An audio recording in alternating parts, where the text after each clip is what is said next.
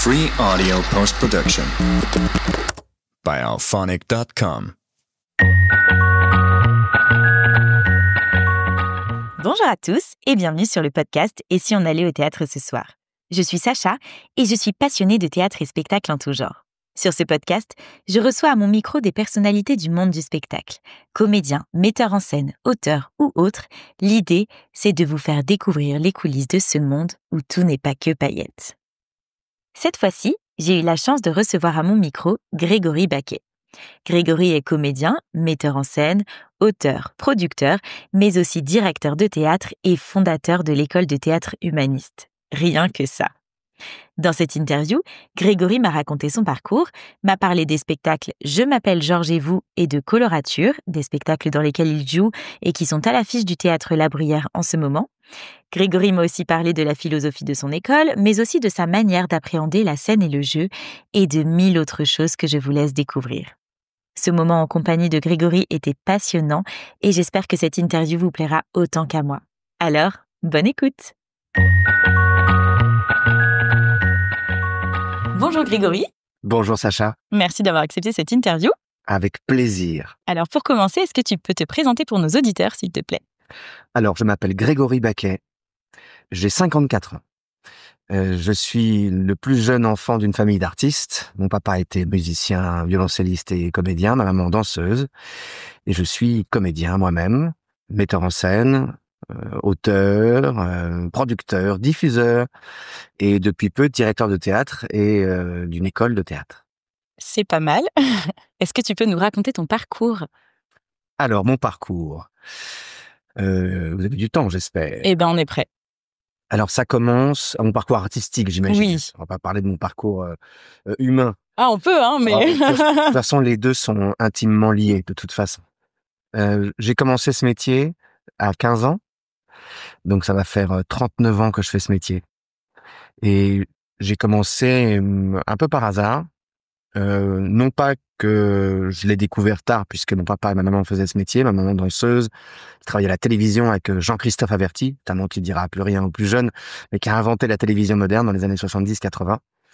Et papa, il jouait dans les grandes opérettes avec Luis Mariano, au Théâtre du Châtelet, voilà. Et moi, je voyais ce monde et je me disais, bah oui, c'est super, sans vraiment penser en faire mon métier un jour. Et puis, je me retrouve à l'école, un cancre, je suis un cancre, voilà. Je suis l'espoir pour tous ceux qui n'ont pas réussi à l'école. Je le dis d'ailleurs quand je donne des cours, je leur explique bien ça. C'est pas parce qu'on n'a pas son bac qu'on ne peut pas y arriver. Je n'ai pas mon bac. Mais voilà, donc je suis à l'école et je suis en 3e. J'ai déjà redoublé 2 fois. Je suis vraiment un cancre. Et avec un copain en classe, on s'emmerde tous les deux et on se dit, bah tiens, pourquoi est-ce qu'on ne montrait pas une pièce? Et en fait, on n'arrêtait pas de se dire les répliques du film qu'on adorait à l'époque, était Oscar, avec De Funès, qui nous faisait hurler de rire, qu'on regardait en boucle, avec les premiers magnétoscopes VHS. Et puis voilà, on décide de monter ça, on va voir le proviseur, et le proviseur du bahut nous dit, bah bien sûr, ça serait super, attendez, je vous file une salle, et puis quand vous avez du temps, vous venez d'aller répéter. Et c'est parti comme ça. Ça, tout d'un coup, je me suis dit, bah tiens, donc j'ai récupéré des copains, on a monté Oscar, j'ai joué dedans. Et puis, plutôt que de faire une date dans le collège, on a fait carrément une tournée des collèges à côté. Et ça a cartonné. Les gens trouvaient ça super. Papa et maman sont venus et ils m'ont dit, bah, c'est super, bah, continue. Et voilà. Et je n'ai jamais arrêté depuis. Donc, après, j'ai enchaîné un autre spectacle quand je suis arrivé en seconde. J'ai fait l'adaptation de Garde à vue, le film de Blier à l'époque. Et puis voilà. Et puis ensuite, je continue. Et puis, je suis rentré dans une troupe de théâtre. J'avais 18 ans. C'est le seul cours de théâtre que j'ai pris de ma vie, puisque mon grand frère, un de mes 2 grands frères, Stéphane, lui, il voulait être comédien aussi, et il rencontre un metteur en scène qui s'appelle Karim Salah. Karim Salah, il avait une compagnie qui s'appelait la compagnie C'était comment déjà. Il travaillait avec une actrice qui s'appelait Louison Roblin, qui était sa femme.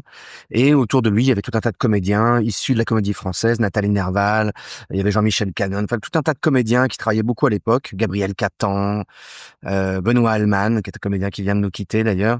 Et je rentre dans son cours. En fait, on faisait un stage par semaine, une journée par semaine, enfin un soir. Et très vite, Karim nous dit, bah moi j'ai ma compagnie, venez travailler avec nous. Moi j'avais 15 ans. Et donc comme j'étais pas en âge vraiment de travailler, c'était l'été. Donc tous les étés, je faisais des festivals avec eux. Et j'ai appris entre mes 15-16 ans et 19 ans tous les rudiments de ce métier, puisqu'on était une vingtaine de comédiens à jouer 7-8 spectacles. On montait la scène. C'était à Megève, dans les Alpes, sur la place principale, qui était encore une ville un peu populaire. C'était pas du tout la station hyper huppée que c'est maintenant. Mais voilà, donc il y avait les montagnards qui passaient, puis on faisait du théâtre. Et donc j'ai appris à faire du son, à faire de la lumière, à faire des costumes, à faire des parades dans la rue, à annoncer des spectacles, à écrire des spectacles, à mettre en scène. J'ai mis mon premier spectacle professionnel en scène, c'était le Roman de Renard, le conte. Voilà, et puis j'ai appris comme ça. Et puis petit à petit, l'école forcément m'intéressait de moins en moins. Je suis arrivé en terminale, j'avais 19 ans, j'étais vraiment le plus vieux. Et comme il fallait que j'ai mon bac, mes parents me poussaient un peu quand même. Donc ils m'ont fait rentrer au lycée Molière à Paris, où il y avait la première option A3, théâtre. Voilà. Comme son nom l'indique, Voilà. finalement. Et bah oui.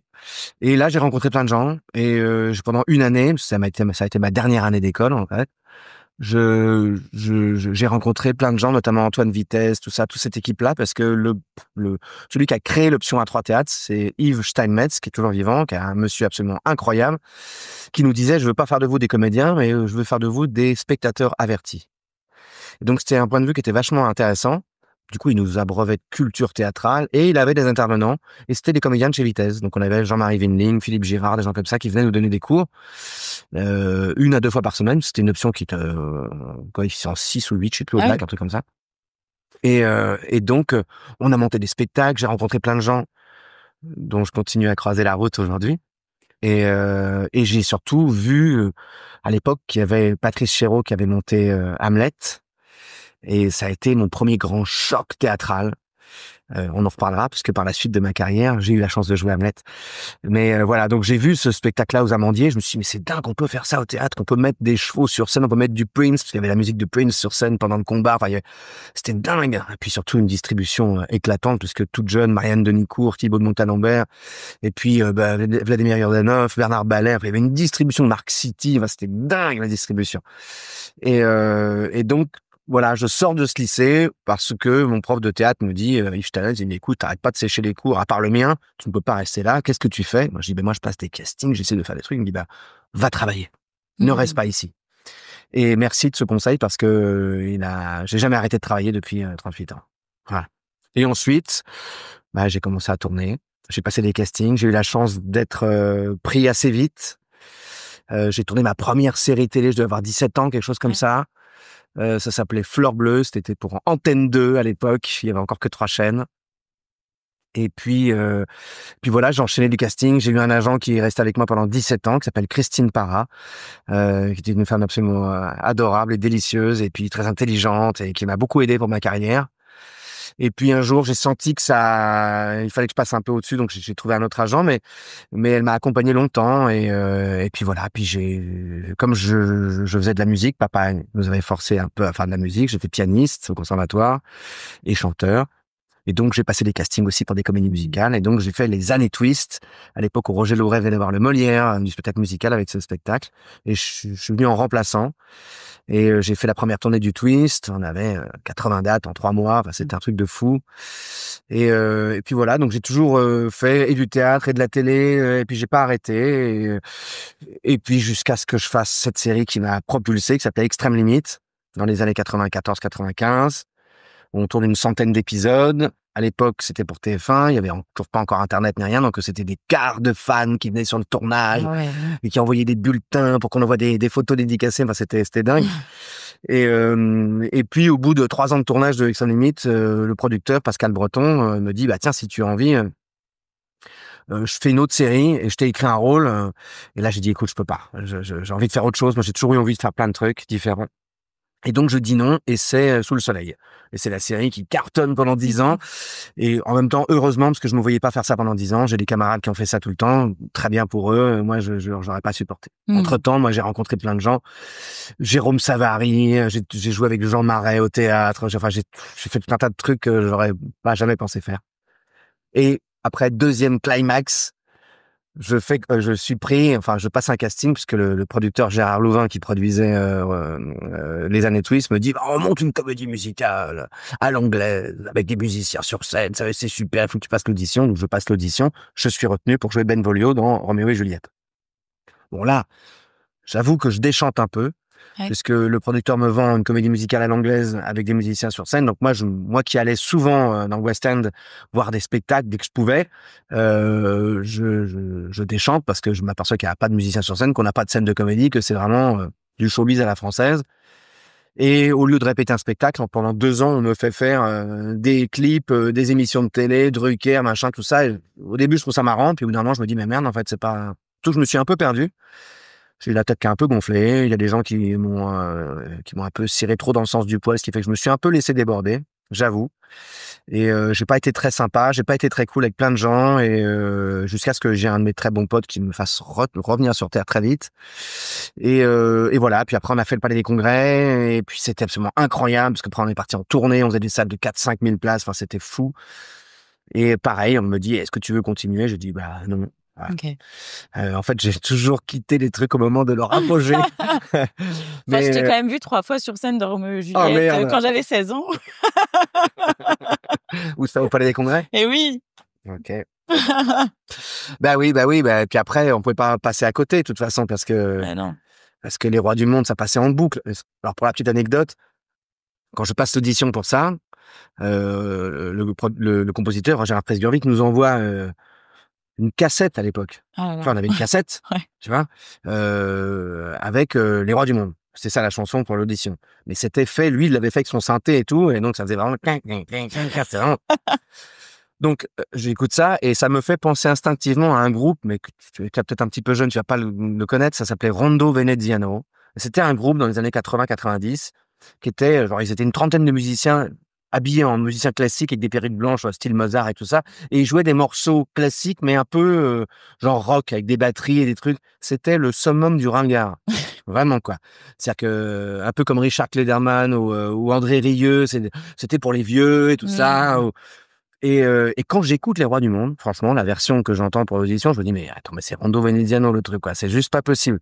Et donc, je prends cette chanson, je passe cette chanson, et je me dis, bon, de toute façon, si je suis pris, il va y avoir plusieurs chansons. C'est pas forcément sur celle-là que je vais tomber. Pas de chance. Je tombe sur celle-là. Et je la chante des milliers de fois, en fait. Ah. Et je me retrouve à faire un clip, à faire que ce clip cartonne, que la chanson devient une espèce de tube interplanétaire, puisque on est resté 17 semaines premier au top 50, quand même, des ventes. Truc de malade. Ouais. Drucker, on l'a fait 3-4 fois, Foucault, tout ça. Et puis j'ai appris plein de choses en même temps, parce que faire de la télé en direct, par exemple, c'est génial. De nos jours, ça existe pratiquement plus. Plus personne n'ose faire ça. Même ce qui est censé être du direct, c'est du différé de 5-6 minutes. Nous, on était vraiment en direct. C'est-à-dire que quand la lumière de l'émission de Jean-Pierre Foucault s'allumait au moment de Sacrée Soirée et qui disait « Ah là !», on savait qu'on avait entre 12 et 14 millions de personnes qui nous regardaient. Ah ouais. C'est un truc de fou. Et donc ça c'était assez marrant. Puis ces gens-là étaient très sympas, les vieux de la vieille, tout ça, c'était très, très sympa. Puis voilà, j'ai arrêté Roméo et Juliette pour me consacrer plus au théâtre, parce que ça me manquait. J'ai eu une petite période de creux, là, parce que dans notre pays, on aime bien mettre des gens dans des cases, ce qui fait que même les gens de mon métier me mettaient dans des cases. Et donc, j'ai croisé plein de metteurs en scène qui me disaient « Oh, bah, de toute façon, je t'aurais bien appelé, mais t'es devenu chanteur maintenant, toi. » Donc là, j'ai compris qu'il y avait un problème. Et donc, j'ai décidé de faire un choix. Donc, j'ai arrêté de faire la comédie musicale. J'ai arrêté de faire de la télévision. Et je me suis consacré au théâtre. Voilà. Et je pense que j'ai bien fait, parce que j'ai eu ma première nomination en 2003, juste après Roméo et Juliette. Au Molière. Au Molière, avec une pièce qui s'appelait La Belle Mémoire. Ça, c'est Alain Sachs, le metteur en scène Alain Sachs, qui m'a donné une chance. C'est le seul qui m'a donné une chance. Parce que tout le monde me considérait comme un chanteur. Plus personne ne voulait me voir au théâtre. Et lui, il voulait pas non plus au départ. Hein. Il cherchait un pianiste, comédien. Et comme il n'y en a pas tant que ça, il a quand même accepté de me voir. Même si j'étais pas du tout l'âge du rôle, j'étais censé avoir 16-17 ans, j'en avais déjà 30. Et en fait, j'ai joué du piano devant lui et son musicien, Patrice Pailleras. Et ils se sont dit, bon, bah, en fait, lui, il sait jouer du piano, donc continuons avec lui. Et j'ai fait le rôle, et j'ai été nommé Molière comme révélation dans ma première nomination. Là. Et puis après, ça s'est enchaîné, j'ai continué à faire du théâtre, d'autres comédies musicales, mais plus confidentielles, jusqu'à aujourd'hui. Voilà, Et je ne peux pas détailler plus que ça parce que sinon on est parti pour des heures. Non, mais hyper intéressant. Et du coup, je me disais, en fait, tu n'as pas fait d'école de théâtre Non. et pourtant, tu as monté une école de théâtre. Ouais. C'est important pour toi d'enseigner aux jeunes le théâtre? C'est important pour moi de transmettre. Ok. J'ai toujours eu justement un gros problème avec l'enseignement. Je trouve que le plus grand défaut, le plus grand point noir, le plus grand poids qu'on peut mettre sur les épaules d'un enfant, c'est d'essayer de lui enseigner quelque chose. Je pense qu'il faut transmettre, mais imposer un enseignement, c'est terrible, parce qu'on est tous différents. Et moi, je suis l'exemple typique de celui qui n'a pas du tout supporté l'enseignement. Parce que j'ai occulté cette période de ma vie. Pourtant, j'ai passé plus d'années que les autres, vu que j'ai redoublé. Je me suis fait virer de 3 bahuts différents. Enfin, c'était terrible, hein. J'étais collé tout le temps. Je passais mon temps à regarder par la fenêtre, à répondre aux profs. En plus, comme j'étais plutôt rigolard, je faisais rire les classes. Enfin, voilà. Donc, on me virait tout le temps. C'était impossible pour moi. Ça ne m'intéressait pas. Les gens ne m'intéressaient pas. Ce qu'on me racontait ne m'intéressait pas. Parce que je trouve que leur méthode d'enseignement et surtout les programmes, et je vois encore maintenant, même avec mon fils qui est grand maintenant, mais je vois, alors ça évolue un tout petit peu, mais c'est quand même très très voilà fragile. Donc pour moi d'enseigner, voilà, c'est plutôt transmettre, passer une passion, essayer d'expliquer comment moi j'ai travaillé en essayant de donner tous les petits tips que je peux faire. Et surtout parce que je pense que, mais ça on y reviendra peut-être par la suite, nous avons un devoir aujourd'hui. Je pense que d'être artiste aujourd'hui n'est pas être artiste il y a 10 ans, ou il y a 30, ou il y a 60. Et qu'aujourd'hui nous sommes dans un moment où on était artiste en 36, 38, 39. Voilà. Donc, faut faire du théâtre engagé, je pense. Faut faire du cinéma engagé. Voilà. Je pense qu'il faut faire de l'artistique, non plus de dénonciation, comme on l'entend et comme on le voit depuis 60 ans. C'est-à-dire qu'on nous montre des horreurs sous prétexte de dénoncer des horreurs. On nous montre des films horribles ou des drames ou des trucs sous prétexte qu'on va dénoncer quelque chose. Je pense qu'on sait maintenant ce qui se passe et que nous devrions proposer plutôt que de dénoncer. Et c'est un peu ça, enfin même beaucoup ça, que je défends avec mon école de théâtre. C'est ce que j'apprends à mes élèves. Pourquoi vous voulez faire ce métier? Dans quel but vous voulez le faire? Qu'est-ce que vous voulez apporter à l'univers? Quelle vibration vous voulez envoyer dans l'univers? Voilà. Et toi, qu'est-ce qui te fait vibrer dans le théâtre? Le contact avec les gens. Ouais. Le direct. Le contact direct. Le contact... voilà. Encore une fois, je pense qu'on a un peu trop sacralisé le théâtre. Il faut avoir un espace sacré sur scène, bien sûr. Mais comme tu me disais tout à l'heure, les gens ont peur d'y aller. Les gens se sentent pas à leur place. Alors que justement, c'était l'endroit le plus populaire, le théâtre, avant. C'est là que les gens allaient bouffer, rire, rencontrer des gens, discuter. Mais on a eu un drame dans notre histoire française. Hein. Au sortir de la guerre, nos élites ont décidé qu'il fallait créer quelque chose pour distancier tout ça et faire que le théâtre devienne quelque chose d'élitiste et tout le reste pour les facochères, notamment le sport. Avant, le théâtre était sous l'égide du même ministère, la jeunesse, les sports et la culture. C'était ça. Et quand tu y réfléchis bien, pour construire un être humain, il faut du sport, de la culture, voilà, en même temps. La santé, les sports, bien sûr, c'est normal. Mais non, on a créé ce truc génial qui nous a foutu dans la merde, qui s'appelle le ministère de la Culture. Et alors ça, mais ça, c'est le pire drame qui a pu nous arriver. Je dis pas qu'il faut pas qu'il existe, ce ministère, mais je pense qu'il devrait s'occuper de tous les morts. Voilà. C'est comme les musées, c'est le ministère de la Culture. Le patrimoine, les vieux auteurs, les Corneille, les Racine, les Molière, les tout ça. Ok, très bien, c'est très bien que ça existe. Mais qu'on aille le chercher quand on a besoin d'aller le chercher, le convoquer pour ça. Mais qu'on impose en permanence aux enfants et tout le temps, voilà, j'en ai marre. Et je trouve que c'est ça qui fait que ce métier est devenu une espèce de truc élitiste où les gens n'osent plus rentrer, où on n'ose plus tousser quand on est dans une salle de spectacle. Dès qu'on fait, les gens font non, ça va, je veux dire, laissons vivre les choses. Si le comédien n'est pas assez bon pour tenir la scène et que l'autre a envie de sortir son portable, c'est le problème du comédien, pas le problème du public. Le public, il a payé.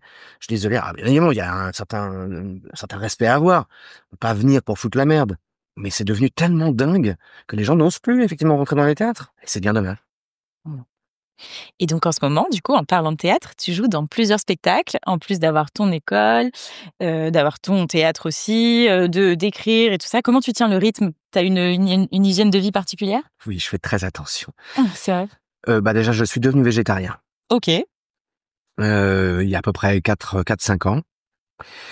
C'est quelque chose qui me déjà, voilà, philosophiquement, qui me perturbait un peu, même si j'étais un gros viandard, vraiment, j'étais ce qu'on appelait un viandard, hein. Je mangeais 2 à 3 fois par jour de la viande. Dans ma jeunesse, il m'arrivait de me faire une entrecôte au petit déjeuner, hein. J'adorais ça, la viande rouge. Vraiment, c'était ma folie.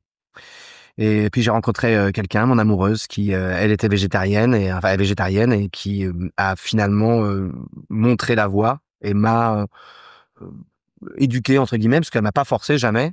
Elle m'a juste elle mangeait avec moi et je disais bon bah je mange comme toi. Et puis petit à petit ça s'est, et maintenant je n'envisage même plus de manger de la viande, ça ne me manque même pas en fait. Mmh. Et je ne me suis jamais senti aussi bien. Voilà, et je pense que ça joue beaucoup OK. sur le fait que j'arrive. Alors après, j'essaie de dormir dès que je peux. J'ai réussi à avoir un rythme qui fait que au bout de 4-5 heures de sommeil, je suis rassasié de sommeil, donc tout va bien. Ta chance. C'est une habitude aussi à prendre. Je dors morcelé en fait. J'ai appris ça. J'ai appris que une certaine époque de notre humanité, je sais plus si c'était l'Australopithèque ou voilà, on dormait fractionné en fait. C'est-à-dire qu'on dormait de 19 heures à 23 heures. On se relevait pour manger, donc pour souper, OK. et on travaillait ou on faisait des activités et on se recouchait vers 3-4 heures du matin pour se relever à 8-9 heures. Donc en fait, malgré moi, je commence un peu à faire ça. Alors je le fais pas quand je suis au théâtre parce que forcément je vais me coucher à 1 heure du matin, donc généralement je stagne un petit peu, puis je dors de 2 heures à 7-8 heures du matin, voilà, grosso modo. Et ensuite, voilà, l'alcool, voilà, c'est très peu, de temps en temps, mais très très peu. Et puis je fumais aussi. J'étais un grand fumeur de hashish aussi pendant un moment donné. J'ai totalement arrêté ça. Enfin voilà, il n'y a pas 36 milliards de solutions. Si on veut aller bien, il faut faire attention Mmh. à ce qu'on mange, à qui on est, voilà. Et j'ai repris la natation. Ah! Ça aussi. Je suis pas très sportif, mais ça, nager, oui, ça fait du bien. Mmh. Et donc, en ce moment, tu joues dans Je m'appelle Georges et vous, Mmh. au Théâtre La Bruyère, qui vient d'être nommé aux Molières dans la meilleure comédie. Alléluia. Eh oui! Est-ce que tu peux nous pitcher ce spectacle? Ouais, alors, je joue Georges. Oui. Donc je commence d'ailleurs la pièce en disant: «Je m'appelle Georges et je suis comptable dans une entreprise d'assurance et je viens de me faire quitter. On vient de me larguer, Christine vient de me larguer au début de l'histoire, et donc mes amis m'aident à me reconstruire, m'amènent dans mon nouvel appartement, aident à déménager, et au moment où ils s'en vont, je m'aperçois que le nom de l'immeuble qui est juste en face de chez moi, c'est Villa Christine. Donc je me dis: «Merde, quand même pas de chance, moi qui voulais l'oublier, pas de bol», et je me rends compte que tout autour dans mon quartier et dans ma ville, tous les immeubles portent les noms de toutes mes anciennes amoureuses. Donc le mec commence à devenir un peu parano, un peu fou, et finit par se dire: mais est-ce qu'il n'y a pas quelqu'un qui se joue de moi, et que quelqu'un se fait pas exprès, jusqu'au jour où il voit tout d'un coup marqué prochainement construction d'une villa Émilie. Et comme il n'a jamais rencontré d'Émilie, le mec persuadé que sa prochaine amoureuse va s'appeler Émilie, et il part à sa recherche. Mmh. Grosso modo, c'est ça l'histoire. Et oui. Après, il se passe plein de choses. Il va rencontrer plein de gens. Il va rencontrer quelqu'un. Bien évidemment, il va pas lui demander son prénom parce qu'il veut surtout pas qu'elle s'appelle pas Émilie. Donc voilà, après, c'est que des quiproquos et c'est surtout matière à rire beaucoup et à faire rire. Mmh. Je confirme. Et il y a une scénographie un peu bande dessinée. Exactement. 2 grands panneaux blancs, en fait. Au départ, quand le spectateur arrive, il se dit: tiens, qu'est-ce que c'est que ce décor un peu bizarre? Oui. C'est 2 grandes feuilles blanches, et puis tout d'un coup, la vidéo rentre en jeu, et ces 2 feuilles blanches deviennent plusieurs décors. Donc on passe d'un décor à l'autre, dessinés, voilà, magnifiquement, voilà, et le truc prend vie à la manière de Sampé, un peu, des petits dessins.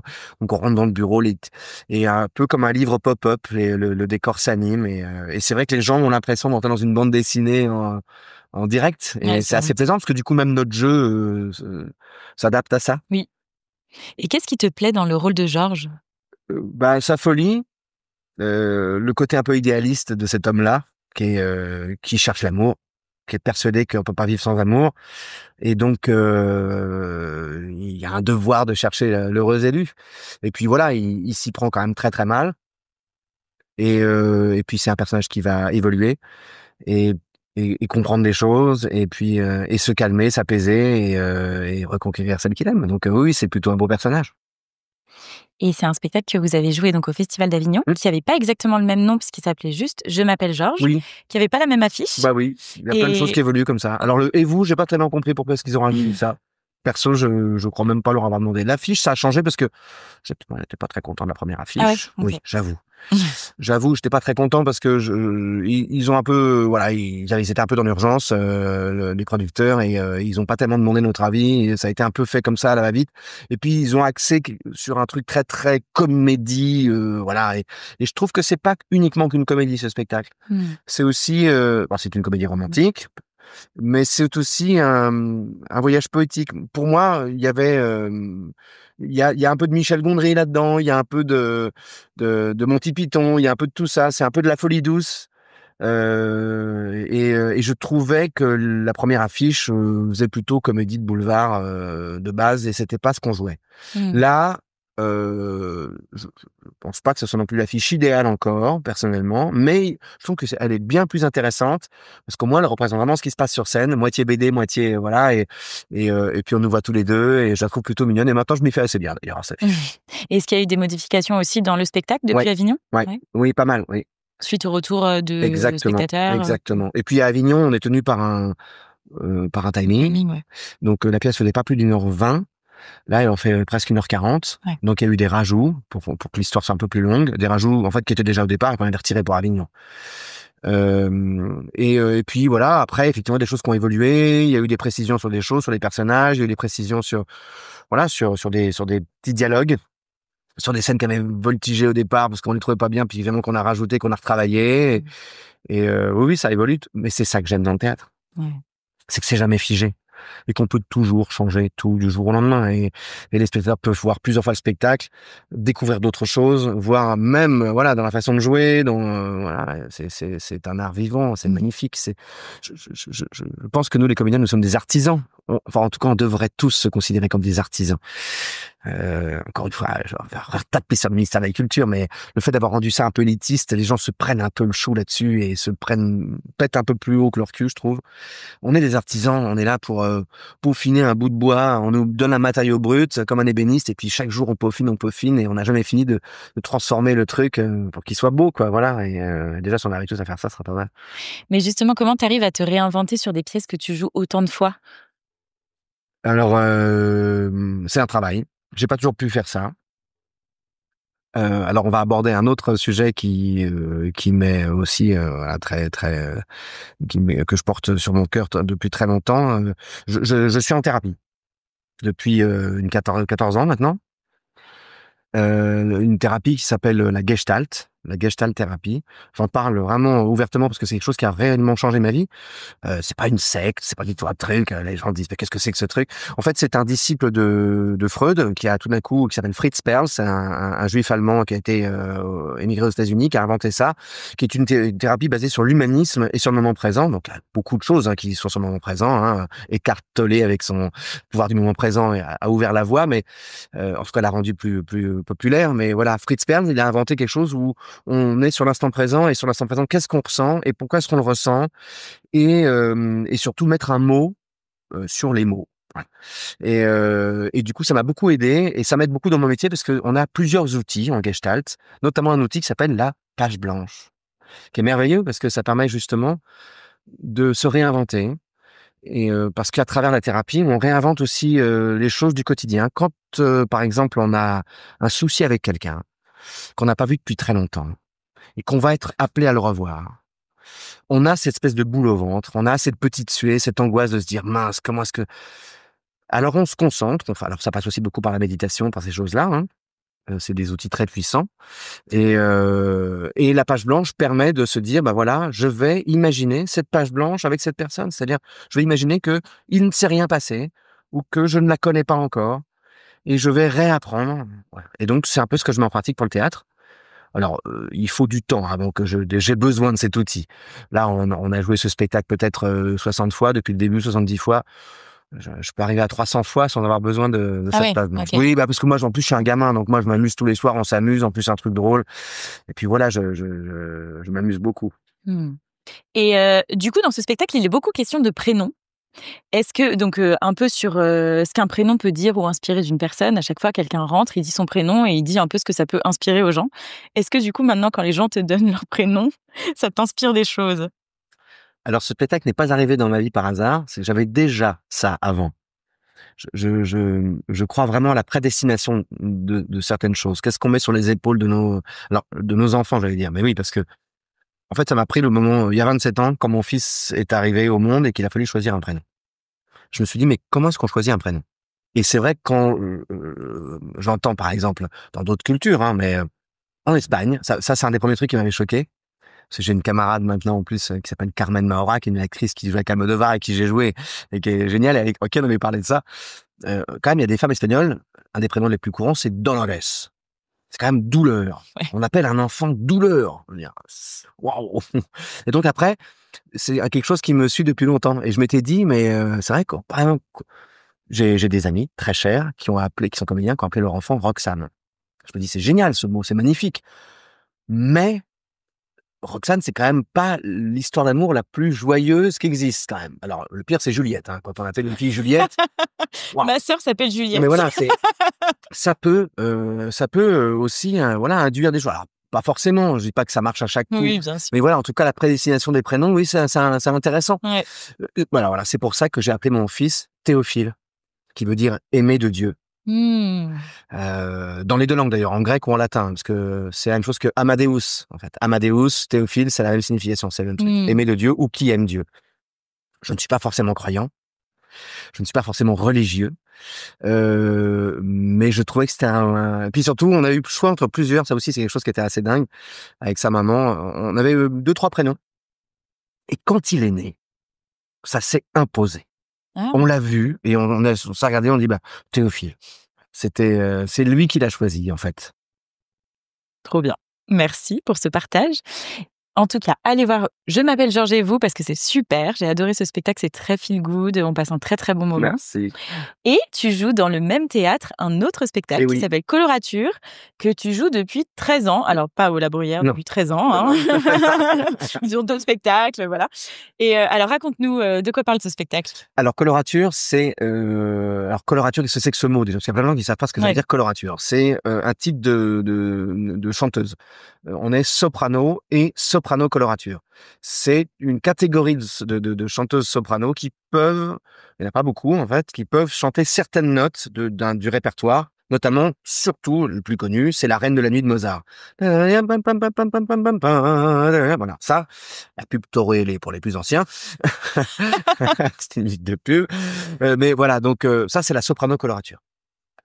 Maintenant, le spectacle, c'est l'histoire d'un pianiste de jazz que j'interprète, qui se remémore alors qu'il est dans son club de jazz un peu paumé, il est un peu triste parce que c'est un anniversaire, et il se remémore quand il était jeune et qu'il a rencontré une femme et qui s'appelait Florence Foster Jenkins, qui est un personnage réel, qui a réellement existé, donc c'est une histoire vraie.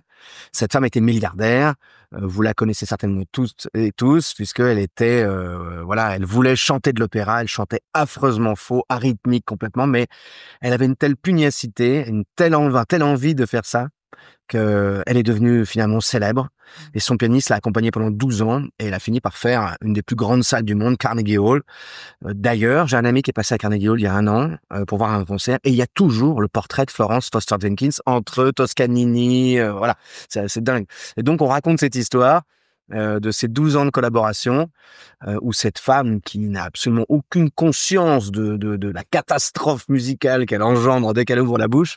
Donc c'est très drôle, c'est cocasse, c'est très tendre, et on passe 1h20 à massacrer les grands airs classiques. C'est plutôt jouissif.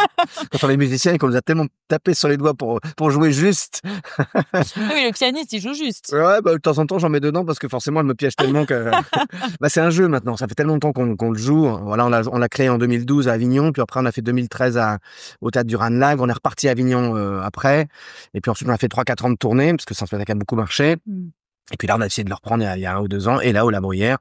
Mais donc, je finis par, de temps en temps, par anticiper ces ratés. Forcément, parce que j'ai l'oreille musicale, et elle, de temps en temps, quand elle trouve un truc, elle le rejoue plusieurs soirs de suite, et donc à des moments, naturellement, je me recale sur elle, et donc ça redevient en rythme.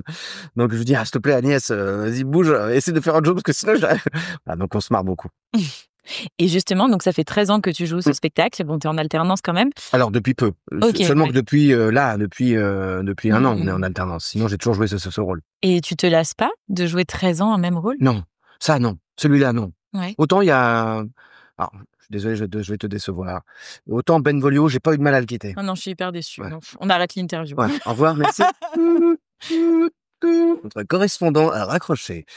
Non, mais oui, non, il y a des trucs que je peux arrêter, mais le rôle de Cosme McMoon, parce qu'il s'appelle comme ça, c'est tellement une pièce magnifique sur les rapports humains, sur le fait que ce personnage qui est blasé, qui se remémore sa jeunesse où il était plein de fougue, il avait envie de devenir un compositeur célèbre, il joue Gershwin, il est là, il se dit qu'il va devenir un grand compositeur, et puis il rencontre cette femme qui va lui permettre de vivre très bien, puisque elle demande quelques heures par semaine pour répéter.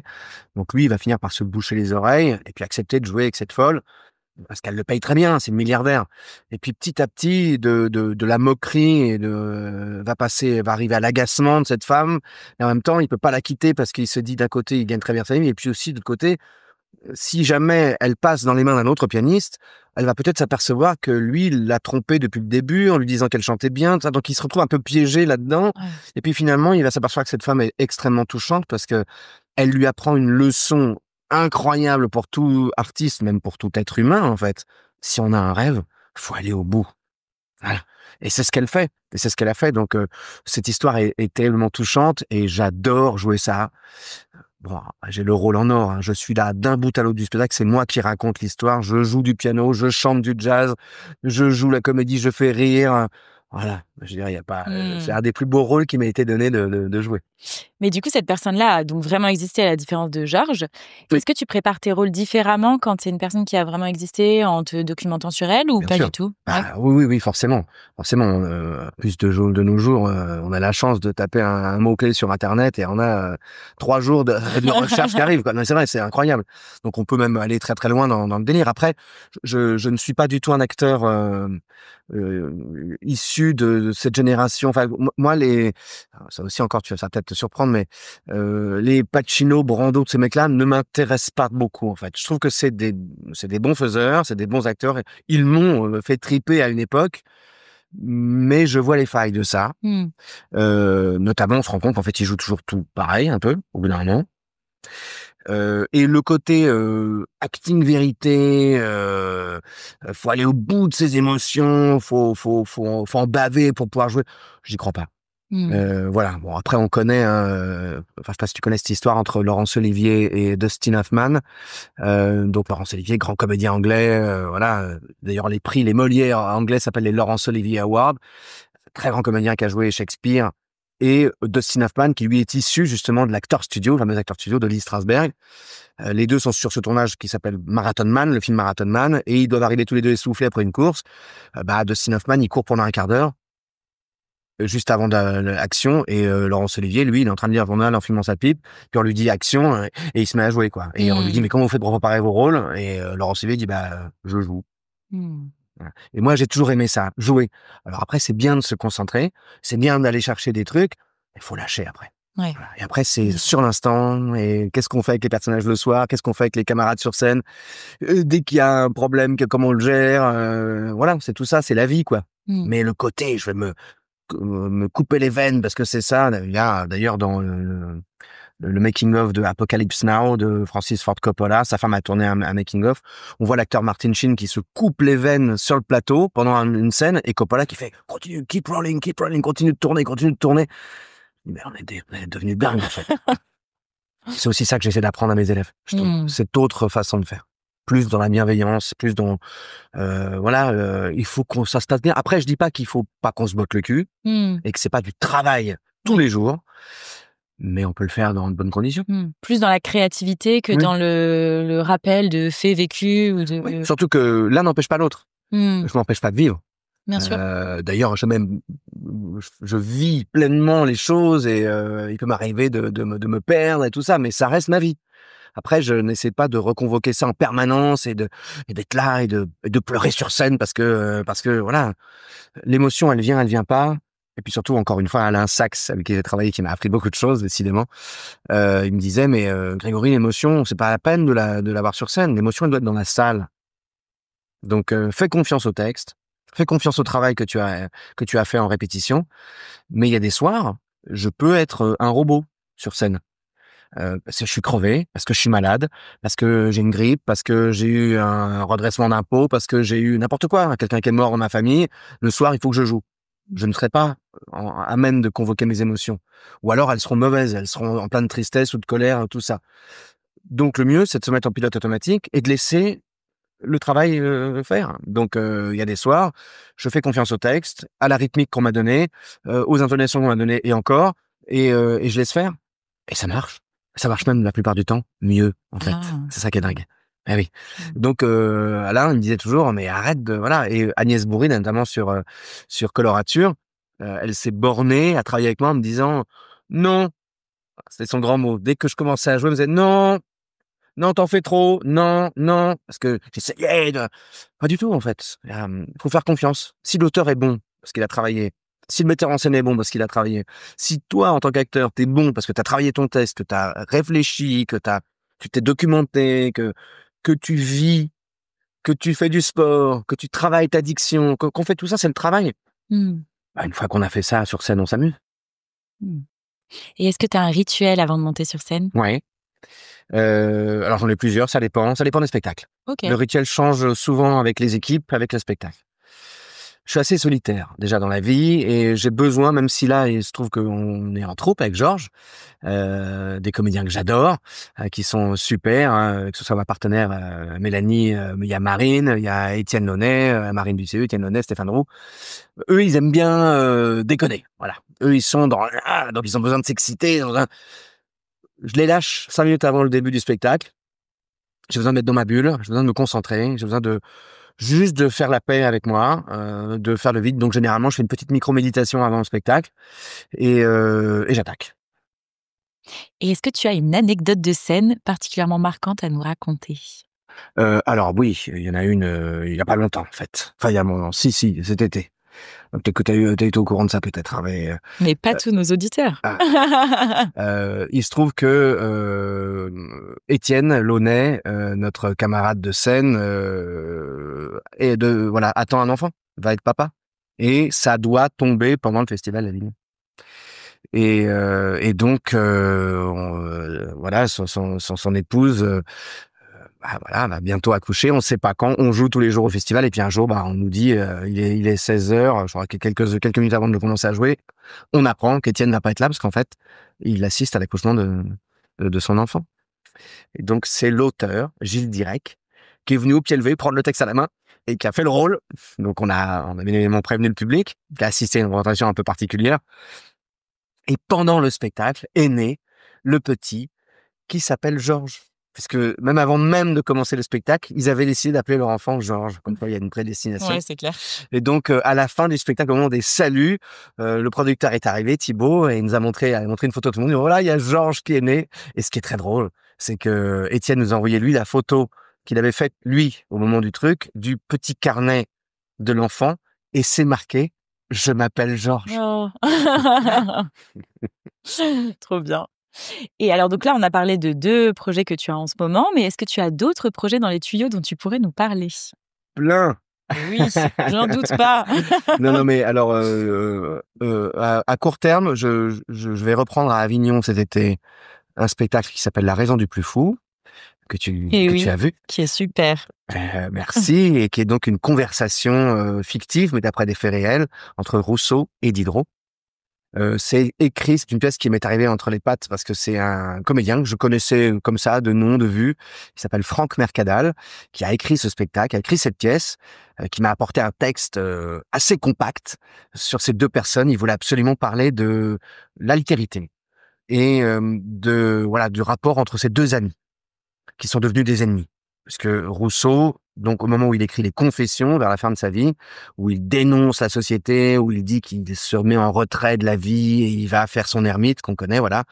Il reproche à Diderot, qui était son pote, qui lui a écrit l'Encyclopédique, qui donc est la plus grosse somme de travail en fait qui existe même encore aujourd'hui, hein, parce que c'est une œuvre gigantesque où il a recensé tous les écrits, les formules mathématiques, voilà, tout un tas de trucs sur l'archéologie, voilà, c'est une somme de boulot énorme. Et Rousseau a écrit dedans, hein, quand il était jeune.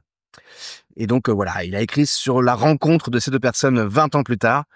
Diderot est un peu dans la panade puisque le roi commence à dire l'Église me pousse à interdire ton encyclopédie et à te mettre en prison parce que tu places pas Dieu au centre de l'univers comme c'est encore le cas à l'époque. Et Rousseau, lui, dénonce ça dans ses Confessions. Et donc Diderot vient dire à Rousseau, s'il te plaît, arrête de me dénoncer parce que sinon je vais partir en prison. Et Rousseau et Diderot décident de jouer une partie d'échecs. Et le gagnant va décider du sort de l'autre. Et alors là, c'est la porte ouverte, un total délire, puisqu'on va loin, je ne peux pas spoiler le spectacle, mais c'est plutôt une grosse comédie. Les gens sont toujours surpris, parce qu'on a toujours un coup d'avance. Et Franck, voilà, Franck Mercadal est un partenaire absolument délicieux. Donc, on joue cet été à Avignon au Théâtre Buffon pendant le festival Off, à 13h. Et nous reprenons, on a la chance de reprendre à la Comédie Bastille le 4 septembre pour toute la saison. Chez Christophe Segura, qui a adoré le spectacle et qui décide de prendre le spectacle dans son théâtre, dans son magnifique théâtre. Spectacle à ne pas louper parce que c'est vraiment super. Je ne te fais pas dire. Et oui. Et du coup, t'aimes bien faire le Festival d'Avignon ? Bah oui, ça fait depuis, oui, j'ai commencé en 98, je crois, mon premier festival. Donc ça va commencer à faire un petit moment. Tous les ans depuis non. 98. Alors j'ai fait un arrêt. Okay. Je vais faire un arrêt de 7-8 ans quand même, à un moment donné. Parce que d'ailleurs toute la période Roméo et Juliette, tout ça, j'ai pas du tout. Enfin, il y a eu je dis ça, mais en 2002 j'ai fait le festival avec justement un de mes camarades, Pablo Villafranca, qui est dans les 10 commandements. On avait monté un spectacle que j'avais mis en scène, qu'on a joué à Avignon. Ouais. Voilà, ça dépend. J'ai eu un trop plein à un moment donné, et puis là j'y suis retourné et en fait voilà, maintenant moi qui suis producteur et diffuseur et directeur de théâtre, j'ai besoin d'aller dans cet endroit qui est le marché du théâtre. C'est un peu comme Cannes pour le film. Il y a l'Apparat, donc le festival IN pour le théâtre, où les gens viennent voir des spectacles avec des acteurs très connus. Et puis il y a le Off, dans lequel je suis, où il y a 1500 spectacles par jour, et où on cherche des programmateurs et où tous les gens qui dirigent les théâtres de province viennent faire leur marché pour la saison d'après. Donc nous, on vend nos spectacles et c'est là qu'on vend le mieux. Donc en plus, il y a un rapport direct avec le public parce que c'est très sympathique. Enfin, tu connais le festival, les gens peuvent discuter avec nous. Il y a quand même, voilà, il y a 1500 spectacles par jour qui se jouent. C'est un truc de fou. Même si on est loin du Fringe, je sais pas si tu es déjà allé au Fringe. Eh ben, je vais cette année. Bah, tu vas t'éclater. J'ai failli le faire. En fait, je devais faire le festival du Fringe il y a 5 ans avec le K. Ok. Que j'avais traduit en anglais. J'avais commencé à faire en anglais parce que je voulais jouer en anglais. J'ai réservé la salle. J'ai été plusieurs fois là-bas. J'avais loué mon logement. Et le Covid est arrivé. Ah non. Voilà. Mais donc Avignon, c'est 1500 spectacles. Le Fringe, c'est 4000 spectacles par jour. C'est un peu de... Ouais. Mais oui, Avignon, c'est génial. Puis on croise tout le monde. Et puis c'est l'avantage. Voilà, on est en tongs. Il fait 40 degrés. On boit des pacalos et des rosés piscines. Et puis on croise tout le métier. Et puis tout le monde est détendu. Et c'est quand même très sympa. Est-ce que tu y fais aussi ton marché pour le théâtre que tu diriges ? Alors non, puisque mon théâtre n'a pas velléité de faire de l'accueil comme les autres théâtres. Mon théâtre donc s'appelle le Nouveau Théâtre du Jour. J'ai repris le Théâtre du Jour de Pierre Debauche, qui était un grand monsieur qui a fait partie de ce qu'on a appelé la décentralisation dans les années 80, 90. Le ministère de la Culture, encore lui, a envoyé, c'est peut-être une des seules choses qu'ils ont fait de bien, mais ça n'a pas beaucoup marché. Ils ont envoyé plein de metteurs en scène dans les provinces pour amener le théâtre dans les provinces. Et donc lui, il est parti avec ses élèves. Il avait des élèves à Paris, à Nanterre. C'est lui qui a fondé les Amandiers de Nanterre avec Vitesse. Et donc il part il part à Angers, il part dans plein d'endroits et hop, il part à Agen tout d'un coup. Et il trouve cet endroit qui est un hangar et qu'il investit un peu à la manière d'Ariane Mnouchkine. Il investit ce lieu et puis il finit par payer quelque chose pour récupérer ceux qui étaient un entrepôt. Je crois que c'était un labo pharmaceutique qui avait ça qu'entreposait ses médocs. Et donc, ça n'a pas du tout un théâtre au départ. Et donc, il a commencé à poser un bout de bois, puis avec ses élèves, ils ont construit ce truc qui s'est construit depuis 30 ans. Donc, en fait, j'ai un plateau, une scène qui fait 17 mètres sur 14 mètres d'ouverture, donc c'est gigantesque, mais je n'ai que 96 places assises. Ah ouais. C'est une école. Mmh. Donc, je ne peux pas économiquement accueillir des spectacles. J'ai un projet avec la ville qui me soutient, la mairie d'Agen m'aide beaucoup, le département du Lot-et-Garonne, la région Nouvelle-Aquitaine. Je commence à m'apercevoir que toutes ces institutions que je décriais, et en fait, il y a des gens quand même vachement bien dedans et beaucoup d'aide. Et du coup, j'ai un projet pour augmenter la jauge de ce théâtre, mais c'est pas pour tout de suite. Donc pour l'instant, je fais mes spectacles. Ou alors, ce qu'on peut accueillir, c'est éventuellement un seul en scène, mais je veux pas faire que des seuls en scène. Et puis surtout, j'ai une école. Donc le planning du théâtre est pris en permanence par les élèves. Mmh. Et nous allons monter des spectacles avec les élèves. OK. Donc ça, c'est le spectacle qu'on aura vraiment à la manière de Pierre Debauche, parce que Debauche faisait ça. De Debauche est sorti William Mesguich, Elsa Le Poivre, hein, il y a des gens voilà, incroyables qui sont sortis de chez lui. Et c'est ce qu'il faisait. Donc je vais reprendre cette petite partie-là, faire travailler les élèves et les faire jouer régulièrement sur scène. Mmh. Et Grégory, c'est quoi ton plus grand rêve? Alors, j'en ai plusieurs, mais j'ai toujours eu... je suis né, moi, avec le cinéma. Alors, j'ai décidé de faire du théâtre, et je m'y plais beaucoup, mais mon rêve, c'est de réaliser un film. J'ai essayé plusieurs fois. Ça ne s'est jamais fait. Il a fallu que je choisisse 5 ans, comme d'habitude. Mais j'ai réalisé 3 courts-métrages, déjà.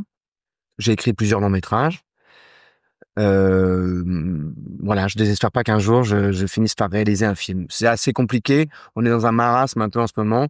Déjà, c'était compliqué avant, mais là, avec voilà le cinéma. Alors, il y a la petite fenêtre internet qui s'ouvre vraiment. Il y a moyen de faire maintenant des films pour pas cher. Donc peut-être qu'un jour je ferai ça. Peut-être même assez rapidement, on verra. Avec mes élèves, peut-être au sein de l'école, nous verrons. Mais voilà, non, après j'ai des rêves d'enfant.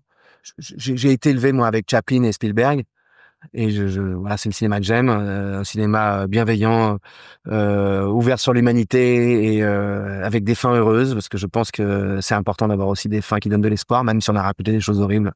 Je pense qu'il faut donner de l'espoir. Quand j'ai vu mon camarade Jean Dujardin avoir un Oscar, je me suis dit que tout était possible.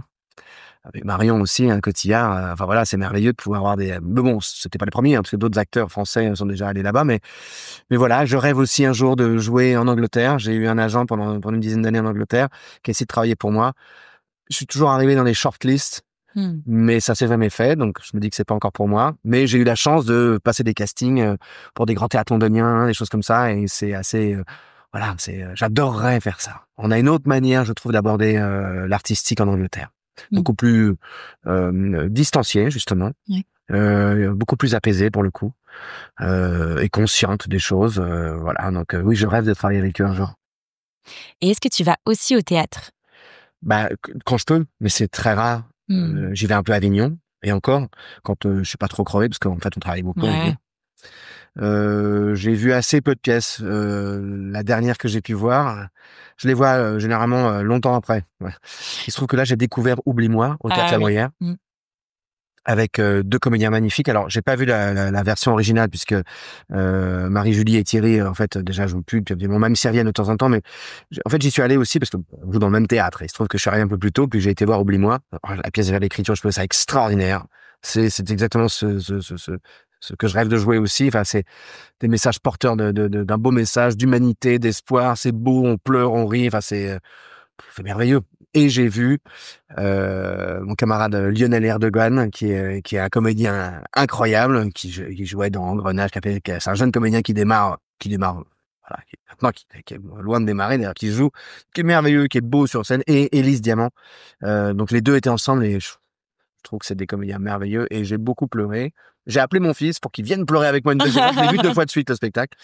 Et voilà. Mais sinon, non, malheureusement, je vois pas beaucoup de théâtre. C'est compliqué. Il y a plein de copains que j'aimerais voir.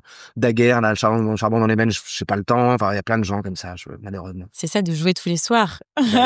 Oui, et puis encore, je pourrais y aller les autres jours où je joue pas, mais je repars à Agen et je suis même pas à Paris. Donc, non, j'ai vu aussi à Agen, d'ailleurs, au Théâtre du Cournot, il y a quelque temps, j'ai vu la troupe de Robin Renucci qui jouait Andromaque. C'était extraordinaire. avec une comédienne qui s'appelle Marilyn Fontaine, qui est merveilleuse. Et oui, j'ai pris une grande claque, ça. Ça aussi, c'est du beau théâtre. Eh bien, merci Grégory. On peut te retrouver dans les spectacles Je m'appelle Georges et vous et Colorature qui sont tous les deux au Théâtre La Bruyère. Encore. Et oui. Oui. Allez-y parce que c'est vraiment super. Et aussi La Raison du Plus Fou à Avignon cet été. Merci beaucoup. Merci Sacha, c'était très agréable. Merci pour le thé. Voilà, c'est la fin de cette interview. Si ce moment vous a plu, n'hésitez pas à mettre une note ou un commentaire sur ce podcast, à le partager autour de vous et à vous abonner bien sûr pour être au courant des prochains épisodes. Un grand merci pour votre écoute. Je vous dis à très très vite pour un prochain épisode du podcast Et si on allait au théâtre ce soir. Et n'oubliez pas de mettre du théâtre dans votre vie, parce que ça la rend plus jolie. Bye bye.